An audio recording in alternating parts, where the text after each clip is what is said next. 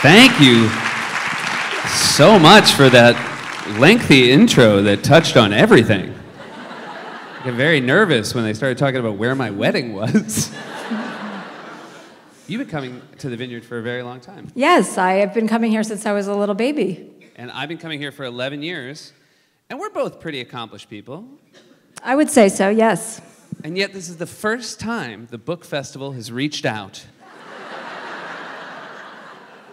to either of us. That's a very good point you bring up. This is something to consider.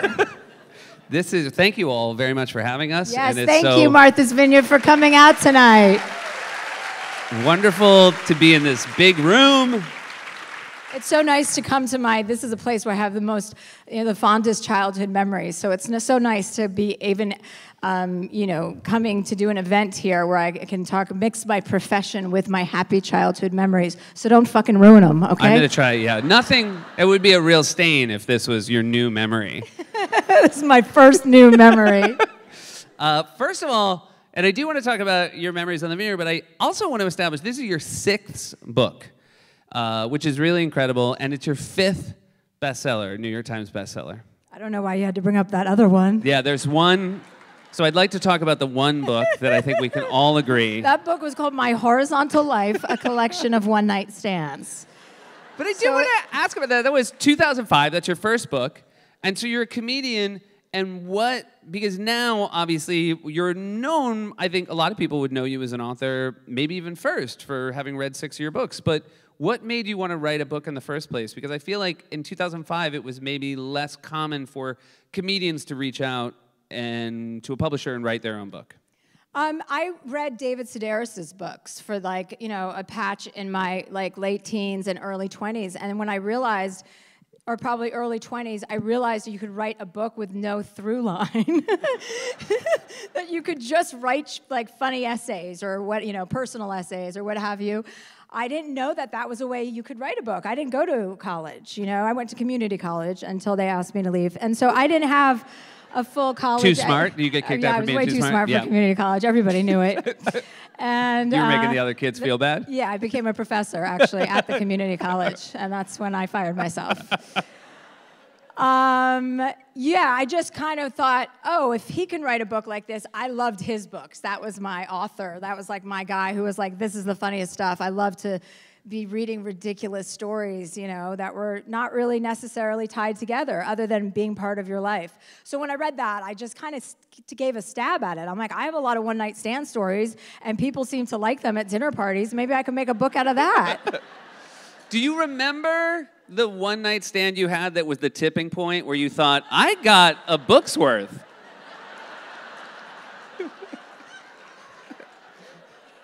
Well, no, because once I knew I was writing the book, I committed to doing more research. So yeah. I wanted to make sure I had poked every little corner that I needed to. Do you think when the book came out, there were a gentleman or two who read the book so excited to see their one-night stand with you committed to the page and heartbroken to find out that they didn't make the book?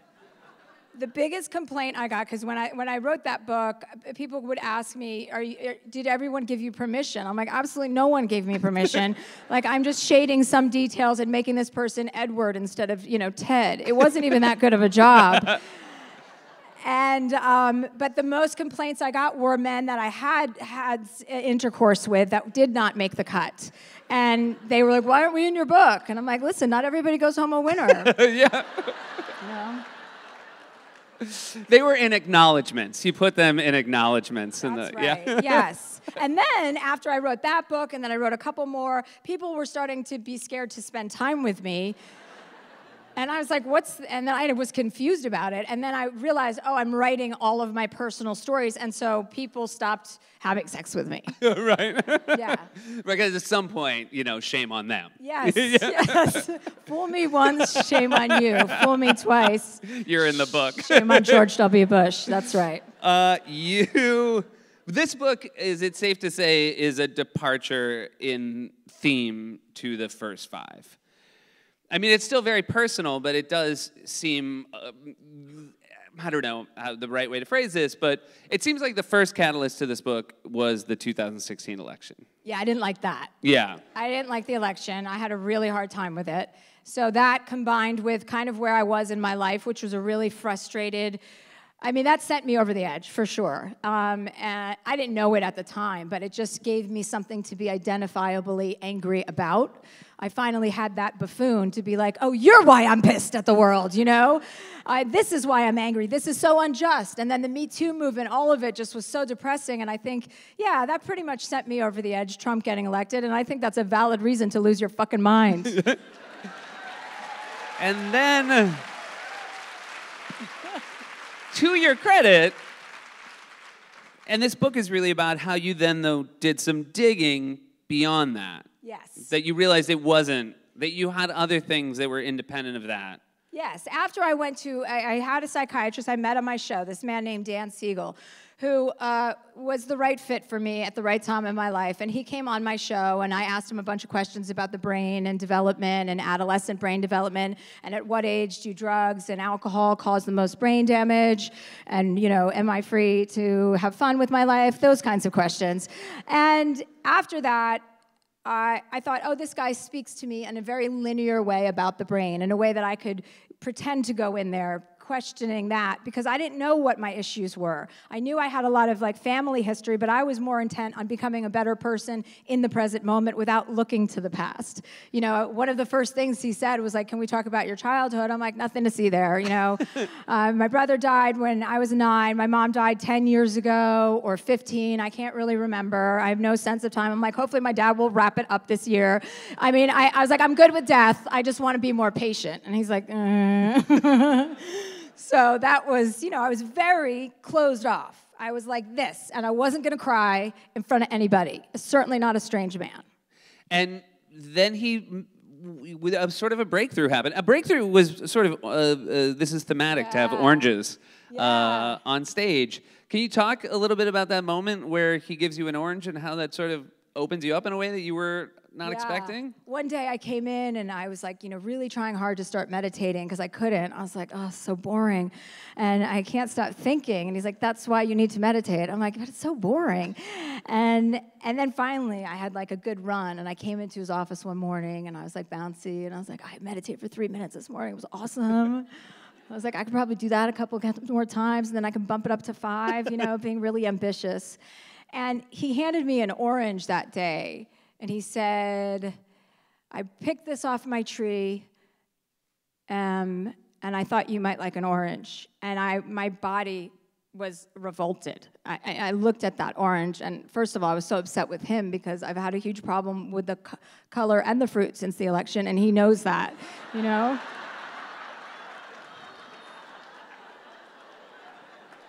And he had heard me say that so many times. So at first, I was like, have you been listening to anything I've said? But in that moment, I had done enough therapy with this guy, and I was starting to open up where I realized my body reaction before my brain. Like, my body moved and rejected it. It was like recoiled at somebody handing like a beautiful gesture. And then once I realized, okay, you can't be mad at a color. Like, what's your next thing? I was like, oh, it's a warm fruit, room temperature for oranges. Who wants that? And the carbs, I live in LA. I can't eat carbs. Like, I went down that mental. And then finally I took it, and I just was undone. It was the gesture of him doing something to think about me outside of his office, and that he had brought that in for me.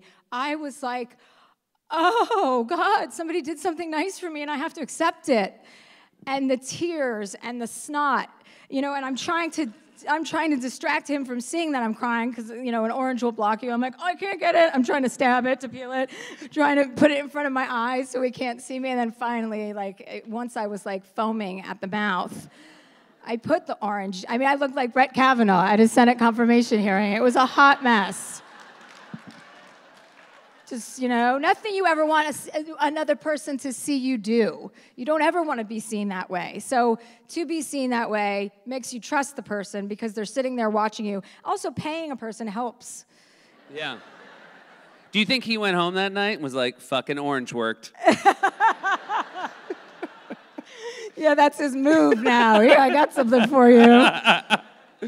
And it was very cathartic. I listened to you read this book, And it's very cathartic to listen to.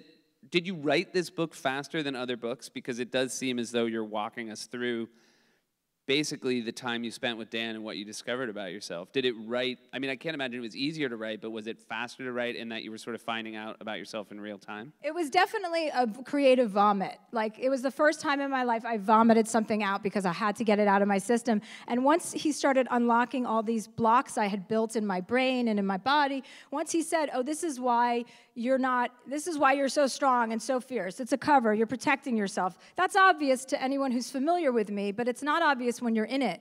You don't know that you're doing that. You think you're being fierce and strong and taking care of everybody. That's what I thought I was doing, but I wasn't ever taking care of myself. I wasn't willing to go deep. I wasn't willing, you have to be willing to go there, and I didn't like the sound of going there. I thought I could take a shortcut around and just become more patient and kinder, but when somebody explains what happens to your brain in trauma, my brother walked out the door, said he was going to be back, and, that he was never going to leave me with these people meaning my parents.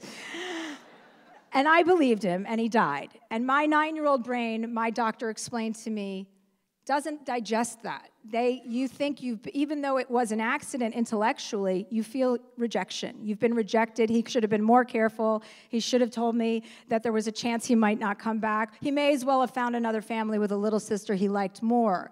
And when he explained that to me, that my brain kind of emotionally shut down at that age because I didn't go to a therapist and I've never talked about it, I was like, oh my God, all these doors were opening, and I made sense. And, I would say, oh, if somebody wrongs me, I would end relationships on a dime. If somebody did something that I didn't like or didn't show up for me in the same way I showed up for them, I'd, scorch earth. They were dead to me. And he was like, yeah, because that's the only way you know how to end relationships. That was your first blueprint for saying goodbye, is here today and gone tomorrow. And so that was a huge eye-opener, too. And it was moments like that that kept happening. So when it came time, I was like, if this is happening, if I'm this fucked up, how many other people are dealing with this stuff? I'm not the only person who's lost somebody. So I wanted to share it. And I thought I was telling my story, but it turns out I was telling so many people's stories. And I think one of the pieces of core optimism in this story is I think some of us think, that thing that happened so long ago, it's either in the past or it's too long ago to deal with in a positive way. And it's really interesting that you found a way all these years later to go back and not fix something, but come away from it with an understanding. I think it was a nice sort of blueprint to all of us of like, oh yeah, it's never too late to go and deal with something that you haven't dealt with. Absolutely, and also I'm so much better for it. It's not like you're fixed. Oh, good luck, you're good. Here, go back out into the planet. I mean, you're on the right track. Sometimes we fall off the track and we're not flowing, we're just off, and we're angry. And usually if you're really angry about something, it's not about what you think it is. It's about something much deeper. That's how anger wears on us. So it was nice. It's also, slightly embarrassing because I am from New Jersey, and LA is a really tricky place for vulnerable people. There's a lot of talk about chakras and journey and kale, you can't get away from kale. And there's a lot of silent retreats and sound baths and all of that shit.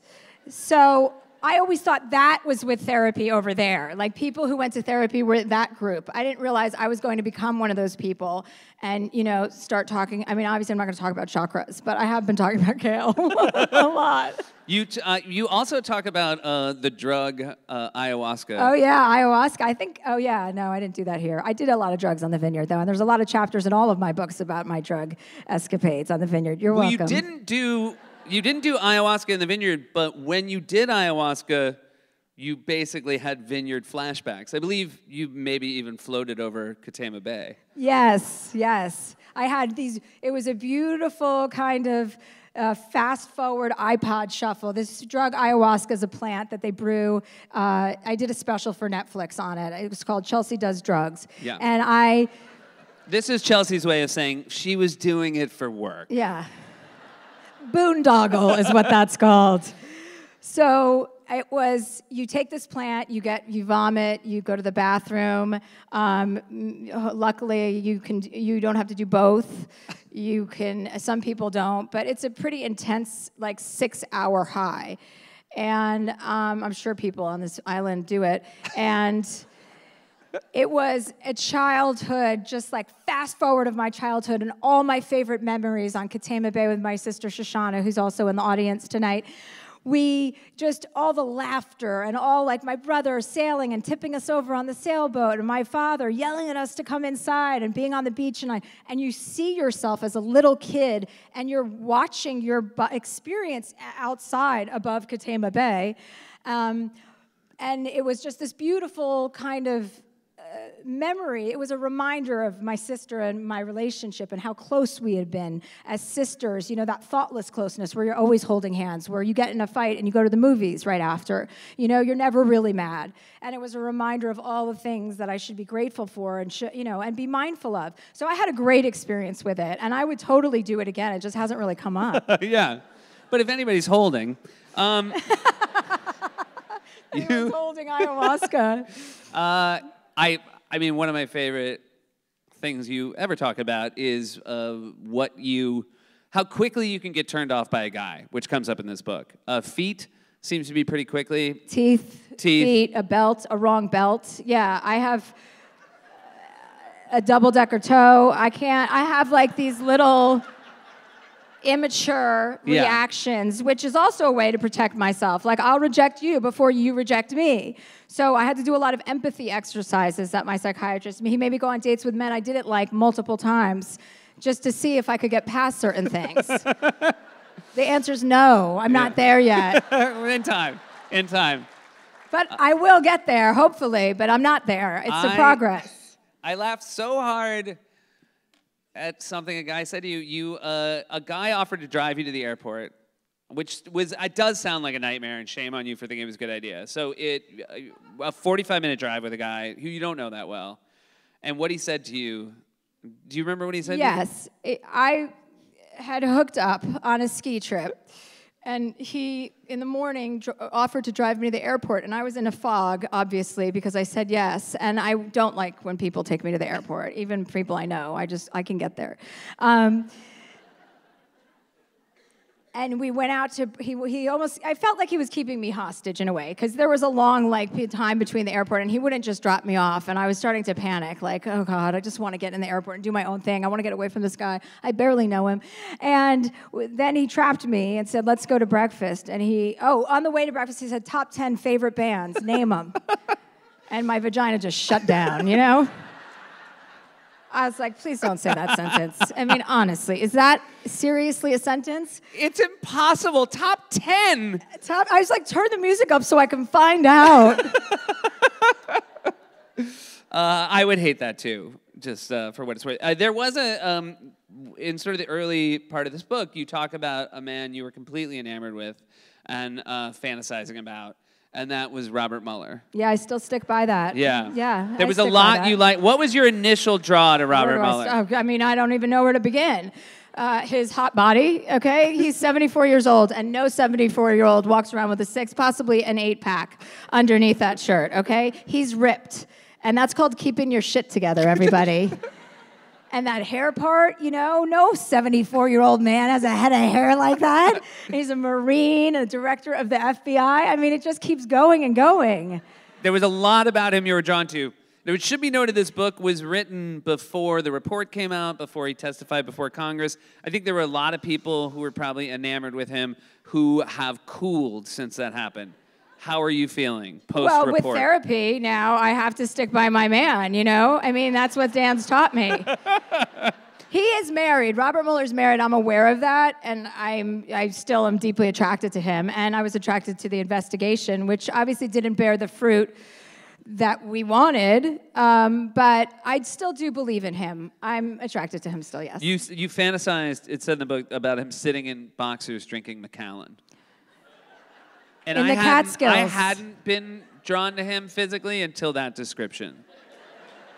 I think you still are. I am, yeah. Yes. You drew a nice picture.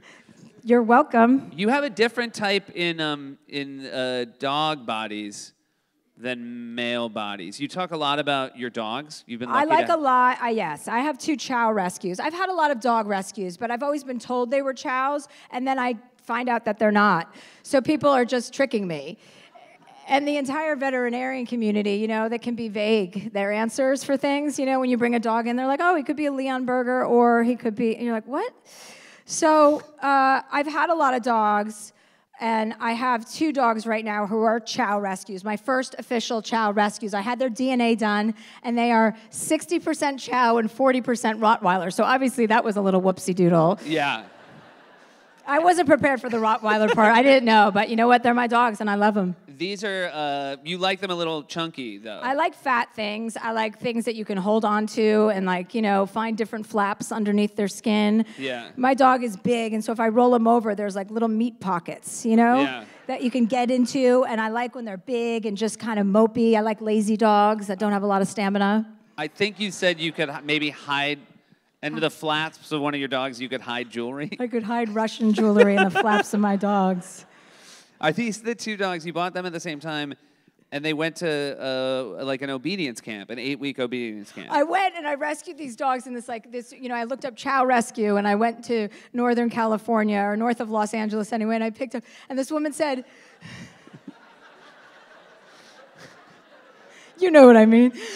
Who gives a shit? And the woman, I said, do you have any chows? And she said, yeah, I mean, they had a lot of chows. And she said, we have a brother and sister combo that nobody will take. And if you have a big house, you know, that would be our ideal for you to take them. And I was like, oh, brother-sister combo, I like the sound of that. And then she said their names are Bertrand and Bernice. And I almost climaxed right there on the spot. I was like, that is exactly what I would have named them. Bertrand and Bernice. I looked up at the sky. I was like, thank you, whoever's up there. So, yeah, I brought them home, and they have a lot more of affection for my cleaning lady in the current moment because she's there more frequently. I accept that I'm second banana, but I will work to gain their love. But they did not nail their first 8-week obedience training, right? No, they went to obedience camp for first 6 weeks. And then at the end of the 6 weeks, the woman said they should come for another 8 weeks. And then at the end of the 8 weeks, she said she needs them for another 6 weeks. And by that point, I'm like, is she just trying to keep the dogs? Like, just tell me. If she wants them that bad, she can have them. But no, she gave them back. And they came back, and they didn't even know their names. So it was the worst waste of time ever. They're not smart dogs? No. Yeah. Yeah. That's all right. It's okay. I mean, I'm good with that, you know? Yeah, that's all right. Yeah, I don't want them to be too smart. You talked about leaving stand-up because it sort of lost the joy for you and then returning to it. Are you back actively doing that again now? Yes. So I did this book. I wrote this book, and you know, my team of people that helped me with my career were like, you need to go back to stand up for this book. And I didn't think what was in the book, since it was such a departure for me, was commensurate with stand up. I just thought the vibe was not. It was, you know, I wanted something a little bit more intimate, a conversation. So I did 22 dates with being interviewed on stage. And as I was going through that, I'm like, oh, I'm getting my mojo back. I want to do stand-up. I can turn this into a one-woman show. These stories are the stories I would tell in stand-up. And now I have a beginning, middle, and end. I have a narrative. You know, this is a story of me getting help and kind of having an awakening of sorts and being more mindful of others and being more patient and looking every single person in the eye that I speak to instead of rushing through life on my phone. I didn't want to act like that anymore. So, you know, I didn't think what I was going to get out of it was going to be this deep, but I'm so grateful it has been, because it's been a great song for me to sing. You know, I finally feel like I did something good. It feels good. Talk about, really resonated with me, the difference between what you want in your 20s, what you want in your 30s, and what you realize in your 40s. Yeah, I think in my 20s, I was really concerned about showing everybody how great I was. And in my 30s, I was convinced everybody did think I was great, and finally everybody had gotten the message. And then I hit 40, and I'm like, I don't even think I fucking like you. So it was, you know, I think it's the same. You know, people talk about midlife crises at 40, and it's obviously for a reason, because at 40 you start to realize you're not here forever. What are you going to do? What contributions are you making? And for me personally, I was looking out for myself for too long. I was in my lane. I was cashing my checks and taking this check, and, oh, I'm taking care of my family and my friends. I wasn't thinking about the community. I wasn't thinking about the world. I wasn't thinking about what am I going to do for other people instead of making myself happy, you know? And I read a line in a book that was like, you know, to so many people, you know, with the subject related to the election, you know, and the racism that we've all now been seeing, that we thought maybe some of us didn't think was going on, it makes you, you know, I wanted to be more aware and I wanted to be more dialed in with what other people were experiencing and not just my own experiences. And so that was all connected. And one of the ways you did that, because you even mentioned it here, that after the trauma that happened in your family, you became somebody who fixed things, and you have sort of committed yourself to, and certainly during the midterms, and being more helpful in the political arena. Can you speak to that and the choices you made and how you went about doing it? Yeah, I mean, I just kind of dove head first. After the election, I couldn't work. I just couldn't do anything. I was like, I have to just take a year and figure out. I wanted to campaign for, you know, minorities and people and candidates on Emily's list and get women elected and get everyone registered. Like, there were so many people who did the same exact thing, you know, who just were like, no way, I can't. And to get on the ground doing that, I didn't really have an education, so I just threw myself into it and just started campaigning for people and meeting candidates, you know, and you screw up a lot when you don't know what you're doing, which I did. You know, I'd promote a candidate on Twitter and she'd be like the wrong Native American. It would be a different Native American. And then the news would be like, Chelsea Handler doesn't know the difference between two Native Americans.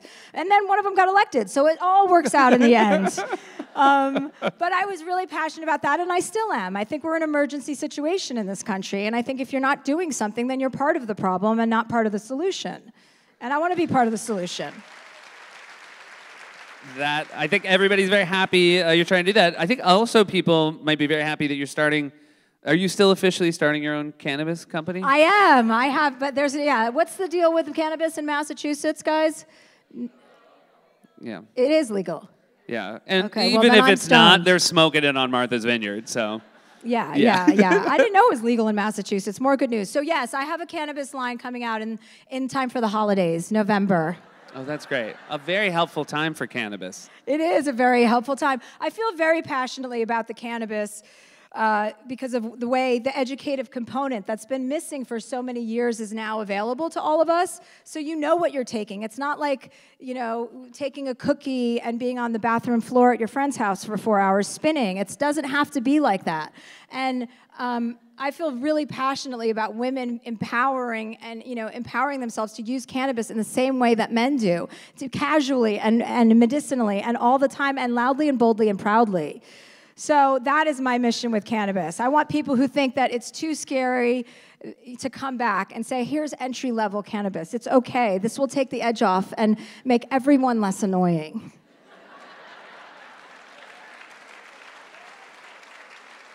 Is there when you start your own cannabis company, do you smoke a lot of cannabis thinking like this is the product?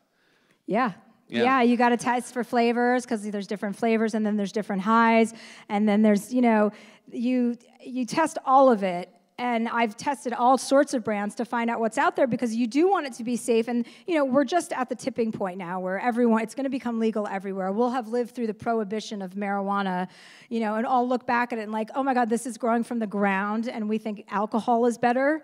You know, I mean, I myself have cut my drinking in half because of cannabis, and that is a sentence I never thought I would say. Yeah. I was into alcohol, and I always will be because she was good to me too, but I don't need it now as much. I don't need it. And, you know, before you I had one bad experience, with an edible years ago, you know, when you just took something from somebody and you're like, oh, I'm going on a plane ride, this will be fun, you know, and then 6 hours into the plane ride, a movie ends, and I get up thinking I'm in a movie theater to leave.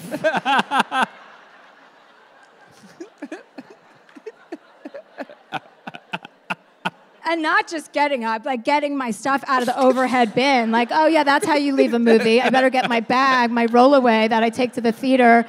And then, and this is the door, right? Whoopsie doodle. And then having to fake out that flight attendant for the rest of the flight so she doesn't think I'm out of my mind. It's hectic.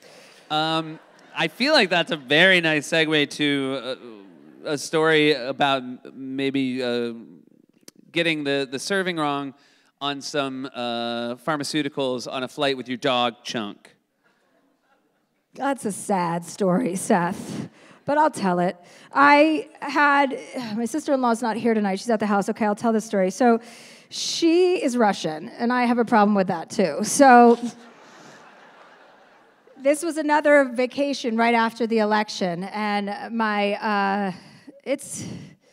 and she was on the vacation, and I was taking my dog Chunk on a trip, and the vet, a reliable vet, again, said, here, you can give him this medication, it'll knock him out, but he's gonna be really, really thirsty. I'm like, well, why he's sleeping, he'll be thirsty? And he said, yeah, but you can't, give him any water because it's a 14-hour flight. And I'm like, okay, thanks for that information. So I go to Spain, and we're on a boat with my sister, and she's very overprotective. I have three Russian nephews that are hers. One's 17, one's 15, and one's 10. So the two older ones are like 6'3". And she's putting sunblock on their faces, like before they get, she might as well put it in their mouth. It's like that. And we go out on a boat, and I'm trying to arrange fun activities with them. I'm like, come with me, jump off, we'll go into the coves and dive.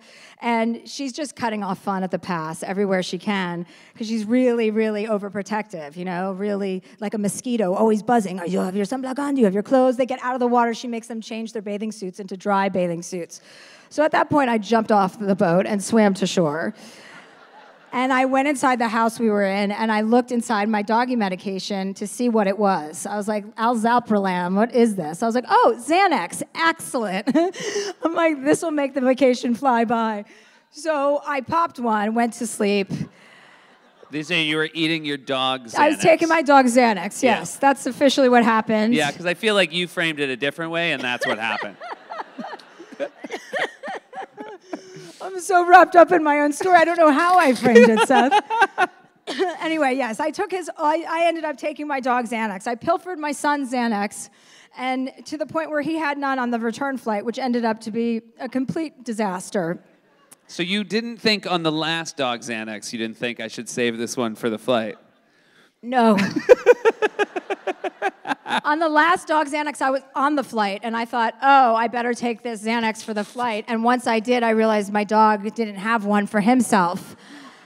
And at that point, I think I had melatonin that I put into a thing, and that is not for dogs. So I got woken up like 3 hours later by a flight attendant shaking me, saying, your dog is running around the first class cabin foaming at the mouth, and she's in the bathroom. I'm like, it's a he, first of all. And I was so out of it. I was like, total worst parenting ever. I'm running. I'm like, Chunk, get over here. Chunk, there's leashes. There's dog hair everywhere. And then finally I get him, and he's like foaming, and I'm just giving him everything. Water, and probably an orange if I had it, anything. And then finally I said to him, I opened up. I had built a fort to cover us because I was so ashamed of my behavior. I was like, please, no one talk to us. What do you build a fort with on a plane? The blankets. I had those little two seats next to each other, these two cubby seats. And so I built this fort over it. The best thing about that is whatever you were ashamed of is not more shameful than building a fort. I know, but when you're me, it all blends together. You Sure. can't tell one shameful experience from the other. You're just like, oh, this isn't working out. Shit, I don't want to make eye contact. And then finally I'm like, can we please get some food? And the woman who was sitting next to me thought I was talking to her, and she's like, I don't work here.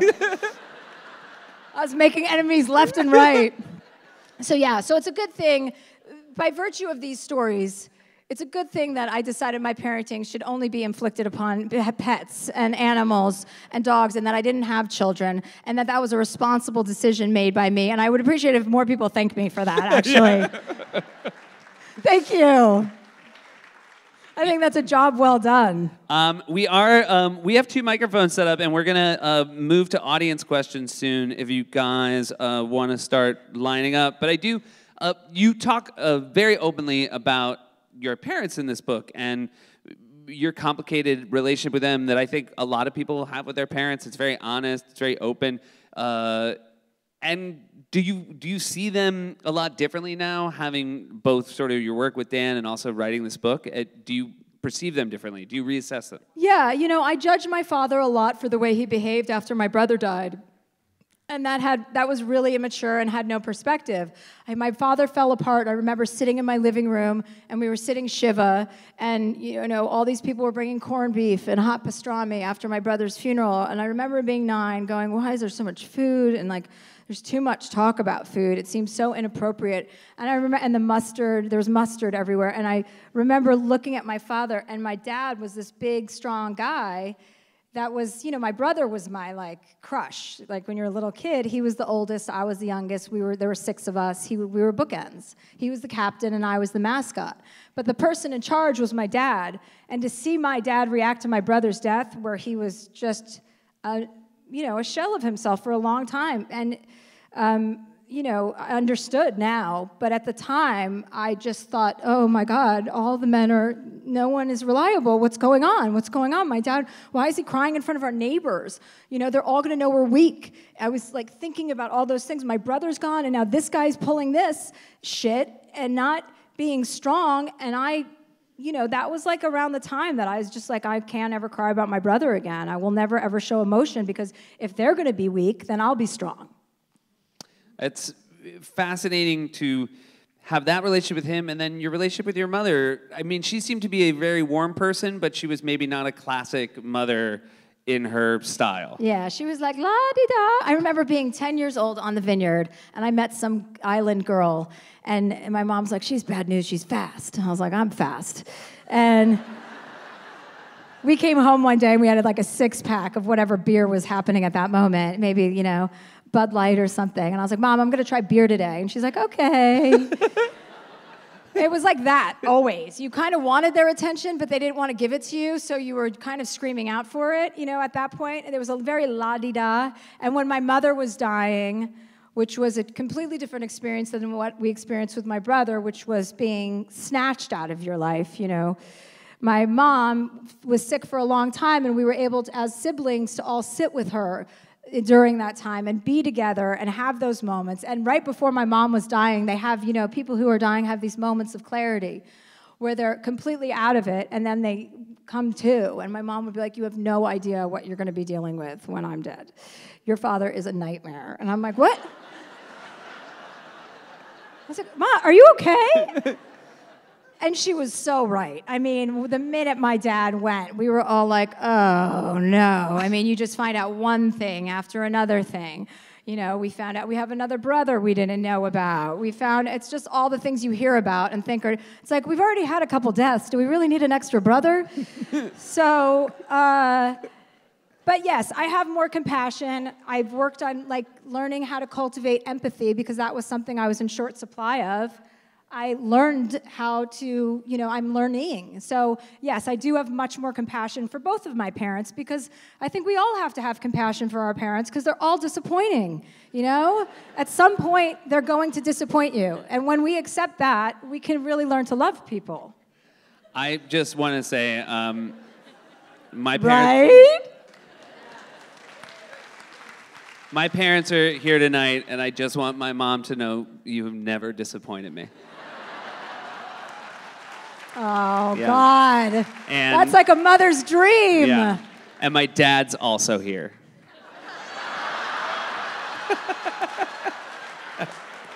That was a gift for my mom. Another thing you were talking about, you had your own show for a really long time, and obviously I came up at a very stressful place. My first job was SNL, and that has all this ingrained stresses, but at least it's been going for a long time. There are people who tell you, whether you can accomplish it or not, they tell you what works and how to try to make it work, and you were just running your own thing, and that strikes me as having an exponentially higher amount of stress to it, that you started this show that there really wasn't a blueprint for, and you were sort of micromanaging, it seems like, every element of that show for a long time. Yeah, it was, I think when you have enough energy towards something in life, whatever it is you do, if you're super psyched about something, you can make it happen. It's like a bowling ball moving in the right direction. You're like, oh, and it's synergistic, and everything came together at the right time. I never thought I was going to do a show like that. I loved it for the first 6 years, and then I was like, this is boring. I don't want to talk about celebrities for the rest of my life. And I wasn't that interested you know, in interviewing celebrities only. I wanted to like broaden my horizons. And so I think the reason why things work in those instances is because you're just so psyched to be doing it, you know? And when you have that kind of energy, it makes everybody around you more efficient and more energetic. And so it just kind of works. So there's no rhyme or reason. It's not like I work harder than anyone else. I work less than everybody else. It seemed like you're very technically savvy in your book. Like you're somebody who knows how all the TVs in your house work. Yeah, that was an embarrassing thing to have to explain to I'm like, I can't do very menial tasks. And my doctor's like what? I'm like, well, this is embarrassing, but I don't know how to use most things in my house.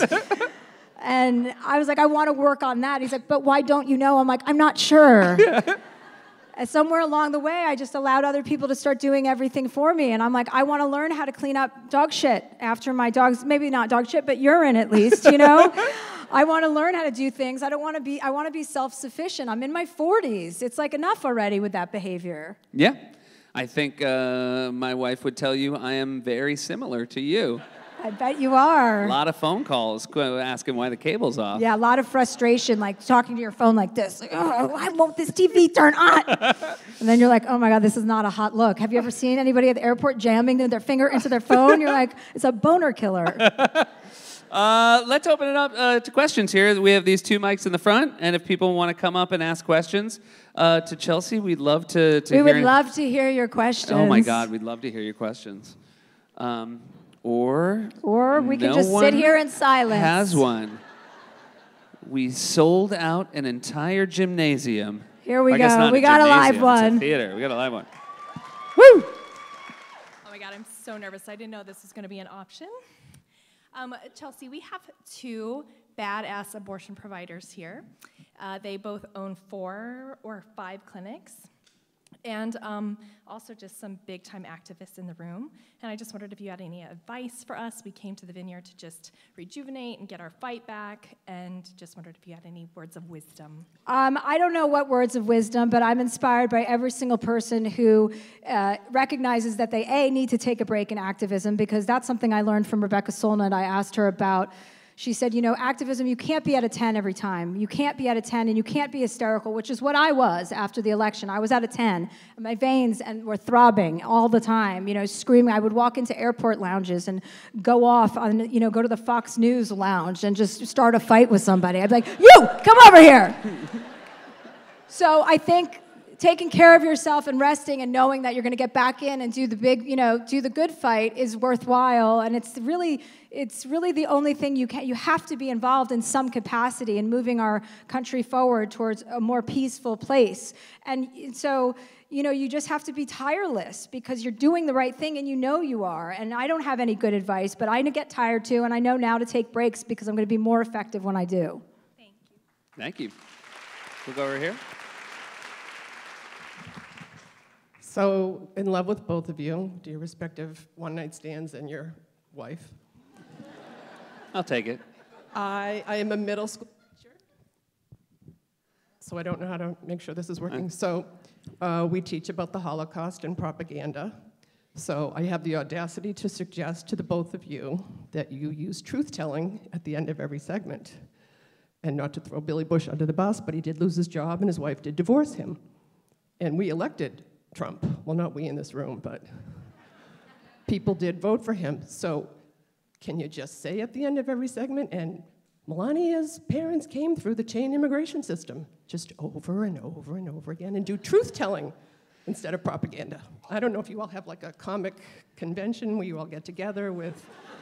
Oh, yeah, it's on. It's happening right now, yeah, actually. It's happening right now. The Jimmys, Trevor, Noah, you'll get together and just do the truth-telling over and over every night. And I don't know, maybe we'll get a winner in 2020. I think, you know, I do think we try very hard to be truth-telling, and I think that... Oh, I'm not suggesting that you're not. I'm just saying, like, belaboring the point. The same thing over and over every night. Poor Billy Bush lost his job. Thank you. Thank you. Oh my gosh, Billy Bush, Jesus. That's weird. Hi there. Hi. My name is Connor, and this is a basic question for both of you. I'm an aspiring comedian myself. I've been watching SNL since I was like 7. I was wondering, do you have like any advice or pointers for me?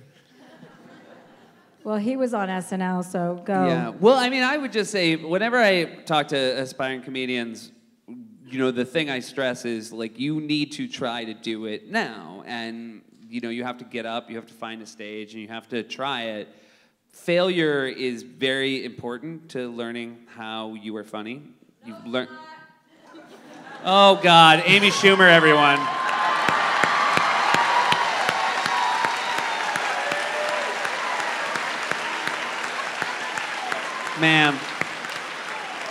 Ma'am, we made it very clear when we comped your ticket, which you insisted on. Even though this is a fundraiser, we said, if we comp your ticket, we're going to ask you not to speak up during someone's question. Yeah. Did that answer your question? Yeah, I feel like everything you saw there, just a version of that. Thank you. Best of luck, Connor.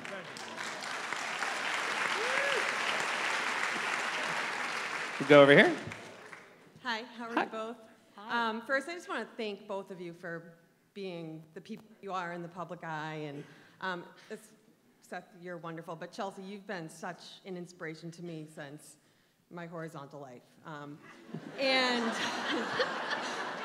it's okay to talk about it. Yes. And so I wonder, you know, when I started reading your books, it made me feel that, you know, as a young woman, I didn't have to, I'm Irish, I'm Catholic, I was raised with that heavy burden, and your books made me feel like it was okay to really be myself and not hide a lot of things in my life. And I really relate to a lot that you've spoken to tonight, you know, as far as death in the family, and I'm just curious about, you know, from the first day in your, you know, in LA to today, sitting here on Martha's Vineyard, are there any emotional constants that you've always held, you know, close to you that have, you know, something that's built your backbone, that's held you to your own standards? I think the thing that I've learned the most is that none of us is alone. Every single person is going through something. Every person will experience grief or trauma or something that will try to define who you are. And nothing can define you. You're in charge of your defining, you know, moments. You're in charge of who you are, and that's an inside job. So you always have to remember that as long as I heard this probably from Brene Brown or Oprah, or you know, as long as you're breathing, you have a chance to survive. So the things that I've experienced have never made me feel like, oh, my life is going to end. And there are people that have had those experiences. Like, you are strong enough to get through almost anything. That is the human condition. Psychologically, you know, what happens to your body is a separate issue. But psychologically, we have that mental grit, and you have to believe in yourself. Thank you. I really appreciate that. You know, it's so great to hear someone say, Seth, you're wonderful. And it's such a bummer when it's followed by but.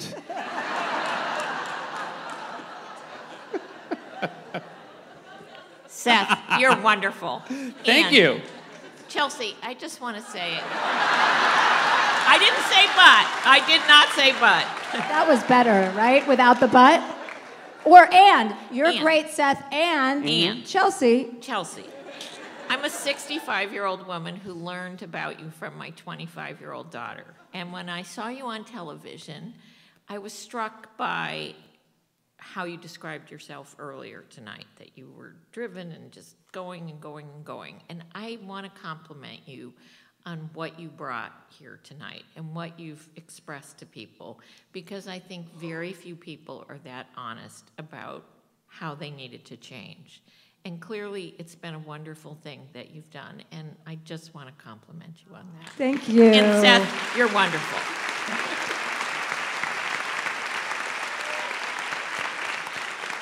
I'm going to say something nice about Seth if no one else will.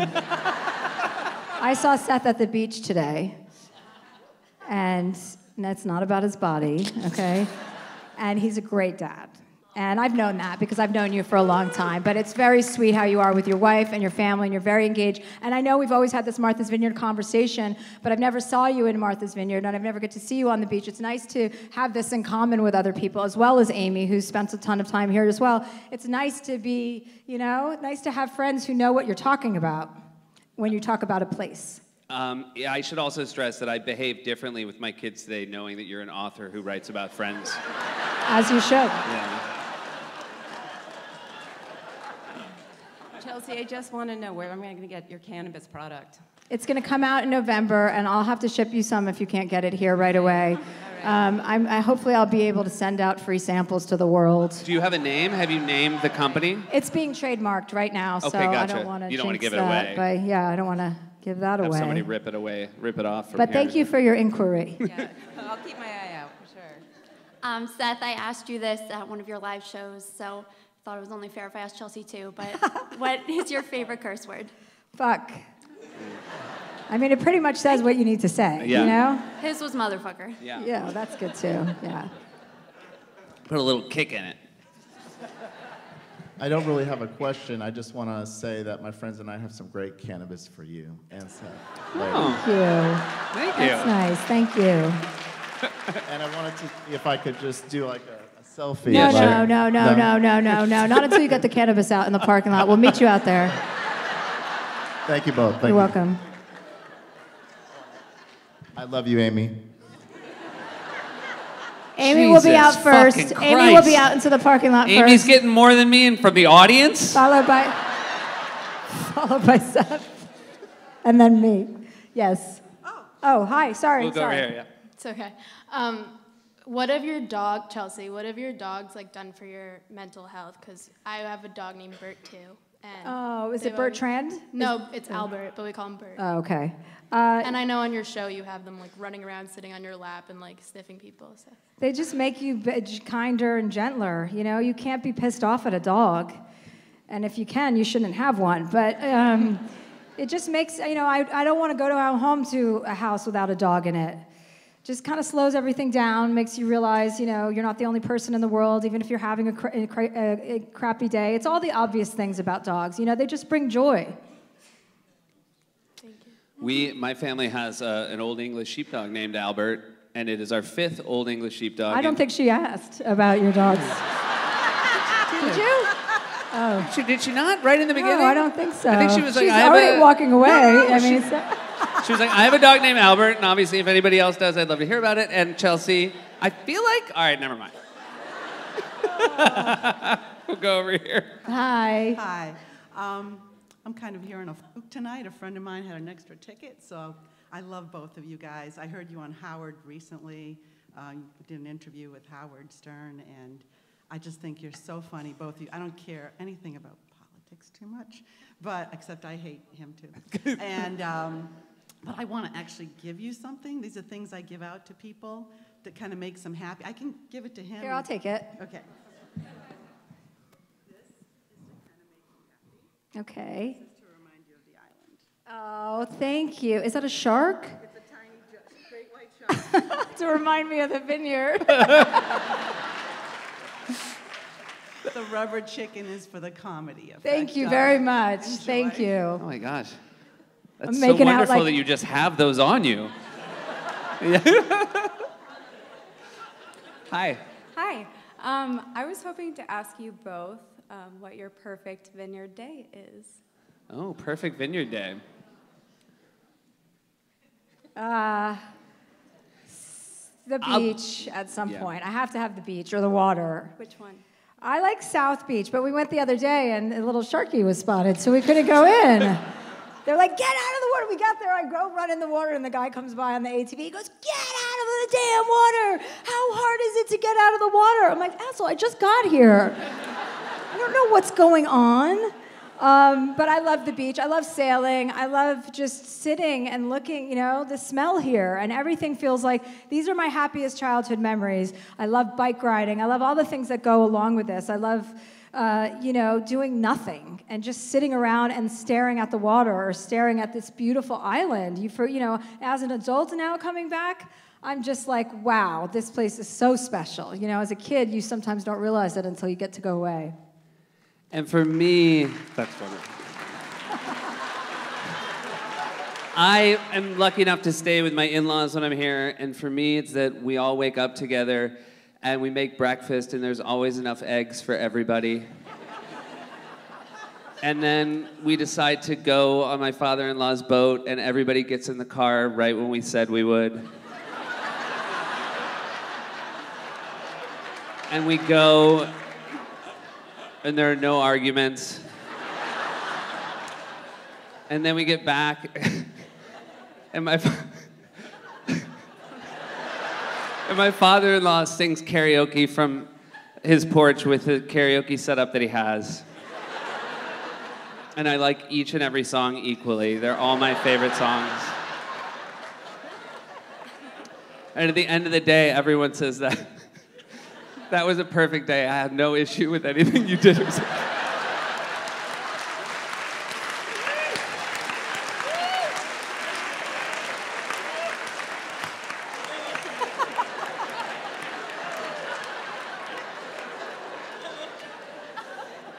We'll take one more question. Thank you. Is there one more? Or is Oh, I thought she was asking a question. No, Gotcha. she just did. Oh, there's your dad. Great. Oh, good, perfect.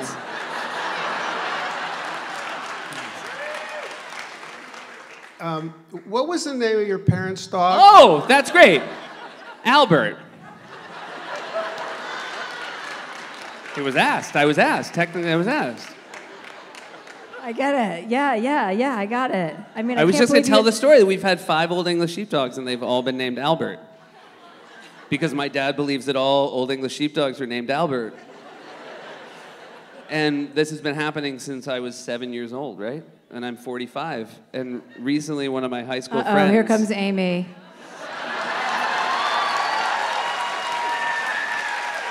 She's gonna give birth again.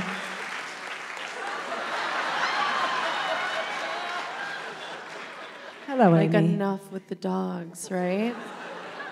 Yeah, it's sad that he had to get his dad here to ask him a question. I know, no one else cared.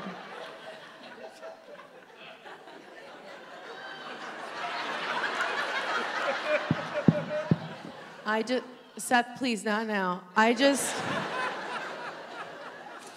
wanted to say that. Oh, poor rich Seth. white man.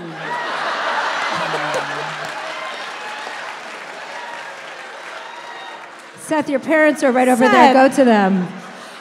Chelsea, I just wanted to say that you know that I loved this book and it was really helpful to me and it got me through a really hard time, and I'm really proud of all the work that you've been doing, and I'm really happy to have you as a friend, and I love you. I love you. Okay. Thank you. Thank you to Amy Schumer, and thank you to you guys. Who wants an orange? Anybody? There you go. Woo! Oh, you caught it. Thank you guys for coming out tonight. Thank you so much.